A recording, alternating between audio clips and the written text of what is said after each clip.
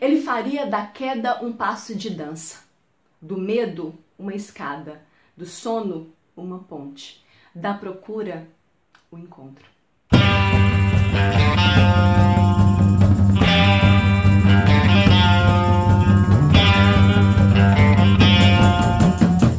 E é com este trecho que está na capa do livro O Encontro Marcado, do multifacetado Fernando Tavares Sabino. Multifacetado sim, porque ele enveredou por várias áreas da arte, como cinema, música e, claro, a literatura.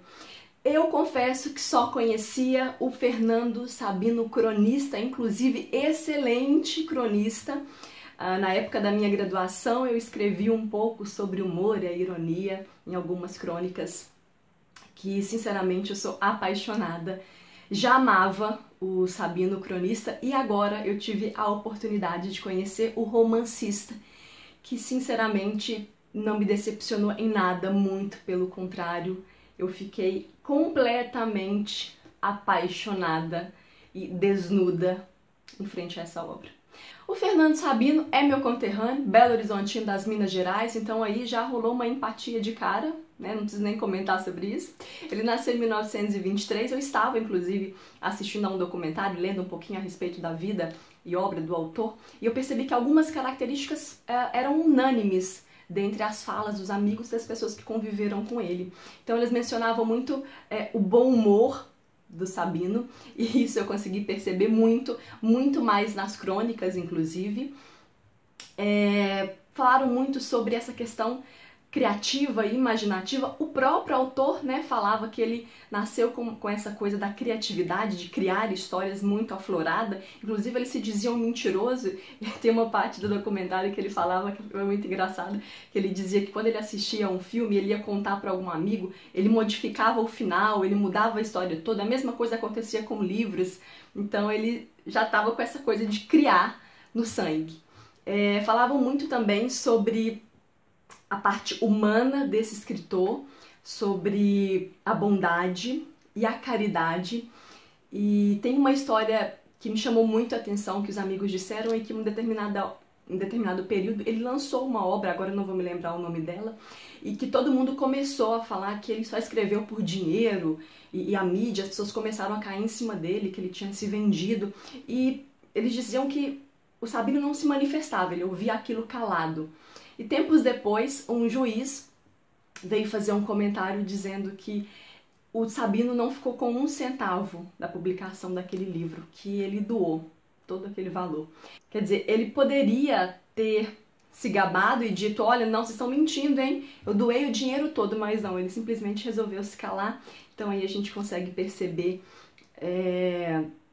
a humildade e o caráter ímpar desse autor. A bondade e o amor pela escrita também foram ressaltados por essas pessoas, e a gente percebe um respeito muito grande do Fernando Sabino com o seu leitor. É um ato de amor a criação, como todo ato de criação, né? Criar filhos ou criar obra de arte é sempre um ato de amor, mas o escritor pratica esse ato sozinho, né? Se não fosse o fato de existir o leitor, ele estaria praticando um ato solitário, chamado vício solitário, né? Mas ele tem esse leitor, graças, por isso é que eu cultivo tanto o leitor, porque o amor se faz pelo menos a 2, né? Depois da leitura desse livro e ainda saber essas informações sobre o autor, é impossível não admirá-lo ainda mais. Então agora vamos falar um pouquinho sobre O Encontro Marcado, essa obra que foi escrita em 1956 e marcou toda uma geração, quiçá várias gerações. Esse livro foi tão representativo para os jovens da época que eles começavam a imitar as falas dos personagens e imitar os próprios personagens. Nesse livro, Fernando Sabino representa lindamente o mineiro, mas, na minha opinião, não chega a ser um romance regional, muito pelo contrário, ele é um romance um tanto que universal. Mas o Sabino ele nos coloca em uma posição tão bonita na literatura que eu chego a me emocionar só de falar desse livro, de verdade. A história é ambientada na década de 40, a princípio Belo Horizonte, Minas Gerais, que é a terra de origem do personagem principal, que é o Eduardo Marciano, então a gente acompanha um pouco da trajetória desse personagem da infância até a fase adulta.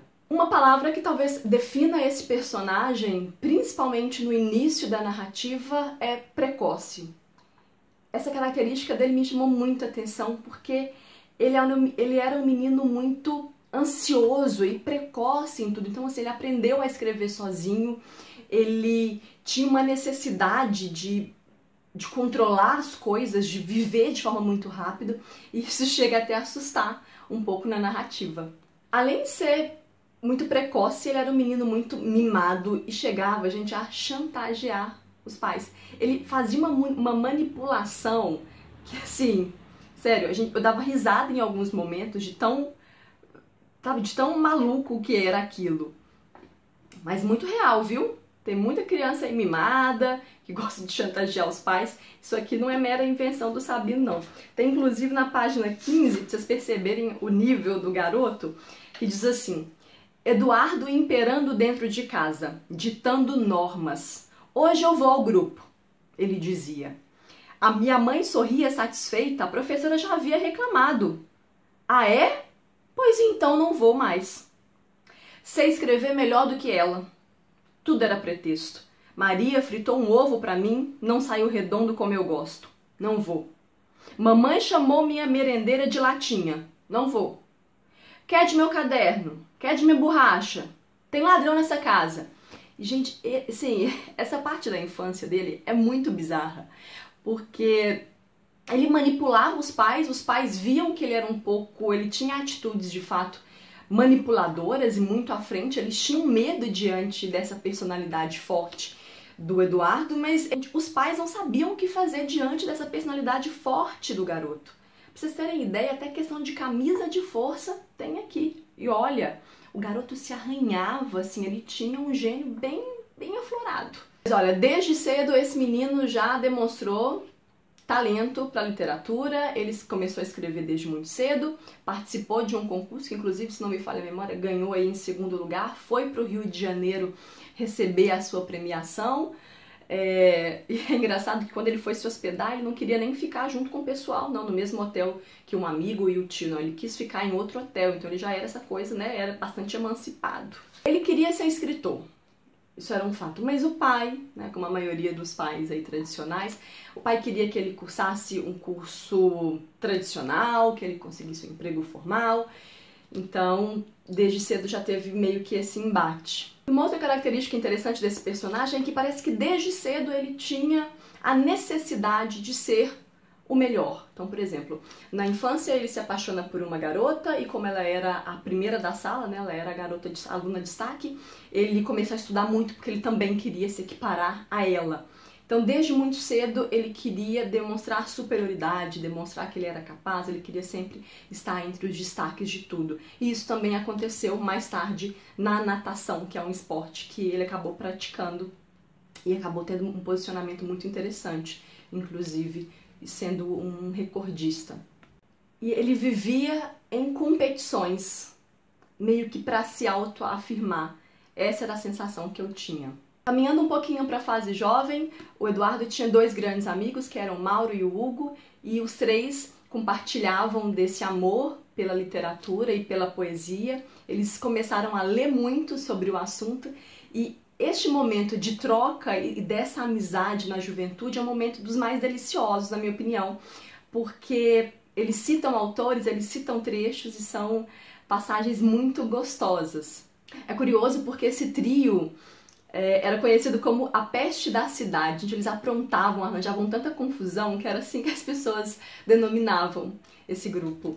E é muito gostoso acompanhar essa fase porque é juventude, tudo é festa, eles faziam planos, compartilhavam poesia, então é uma das fases mais gostosas. Mas claro, tudo passa, o Eduardo acaba se casando, indo para o Rio de Janeiro, e aí começa uma nova fase da vida dele, a fase mais complicada, se assim eu posso dizer, porque ele se sente completamente perdido, ele não compreende muito bem o rumo que a vida está tomando, ele não sabe se é aquilo mesmo que ele quer, e ele entra num processo um pouco até depressivo. Ele tem crises de consciência, ele se perde E nesse momento eu comecei a me questionar: quem nunca se sentiu como Eduardo? E aí começa, no meu ponto de vista, toda a genialidade da história. Quem nunca se sentiu um Eduardo na vida, perdido, sem saber se esse é o caminho certo, e em uma busca constante pela felicidade. Eu fui fisgada por esse livro, e quando eu me dei conta, eu já estava imersa no Eduardo, na história do Eduardo, e sério, eu não conseguia me desprender, porque quem nunca esperou por algo que às vezes parece que nunca vai chegar? Para mim, esse título, O Encontro Marcado, e esse livro, eles são uma grande metáfora da vida, que é feita de encontros e desencontros, por vezes marcados, por vezes não, e a busca constante pela felicidade, a busca pelo que eu gosto, a busca por ser eu mesmo. É lindo isso aqui, de verdade.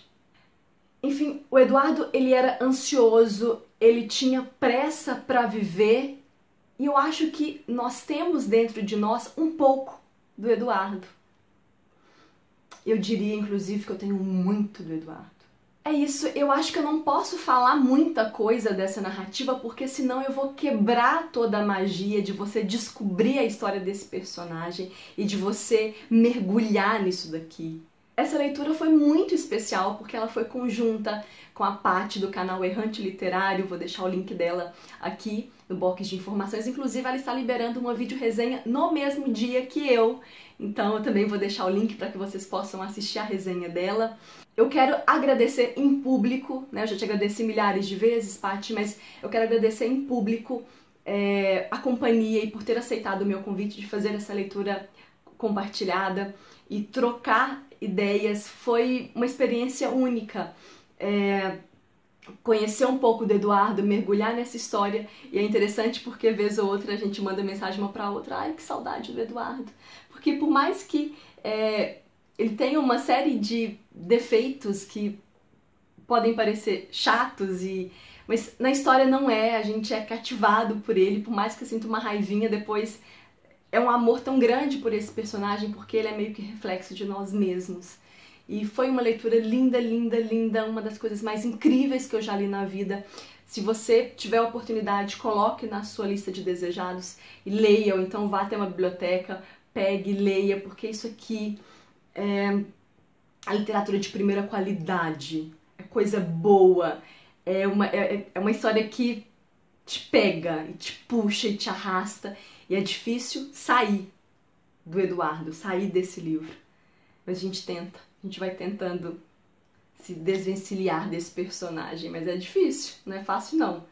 É isso, espero que você tenha gostado do vídeo, deixa aqui nos comentários se você já leu algo do Fernando Sabino, se já leu esse livro, vamos trocar ideia. Olha, eu acho que eu não falei nem a metade do quão rico e dos pontos tão interessantes que nós temos para discussão, mas eu fiquei com medo de falar muita coisa e estragar a experiência de leitura de vocês. Eu tenho muito cuidado com spoiler, então espero de verdade que vocês leiam e que vocês venham conversar comigo a respeito dessa obra linda, linda, linda do Fernando Sabino. E é isso. Espero que vocês tenham gostado do vídeo. Um beijo e até a próxima. Tchau!